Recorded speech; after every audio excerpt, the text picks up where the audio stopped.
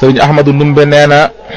daa bàyyi ko ñoom ra jëm gànnaar di seeti sëriñ Tuuba xaadallahu lahu maxtaarallahu yendu ci pénc yendoo xalaat ndax man ki may seeti mbindiif la am du ko nes tuut am soxna su ñëw ne ma foo jëm ma ne ko gànnaar mu ne ma ca sëñ Bamba ma ne ko waaw mu ne man day dama yorul dara waaye sama puso bii joxal ma ko sëriñ Tuuba ma jël ko bi ma agsee nuyoo joxe sama hadiya sëriñ bi ne ma ana àndoo kenn ma ne ko déedéet mu ne ma kenn yóbbantewu la ci man ma ne ko am na soxna su ma joxoon ab puso bu jëm ci yow mu ne andi daal ko jël ak ñaari loxoom radiyallahu anhu ne ma coowal puso bi daa bari lool ngir bëgg a agsi ci man moo tax ma lay laaj ndax àndoo kenn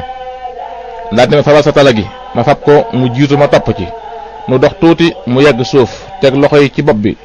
ne ma Ahmadu Ndumbe seen yaakaar du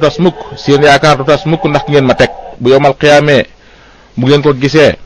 du ngeen ma gis bu ngeen ma gisee du ngeen ko gis sëriñ Tuuba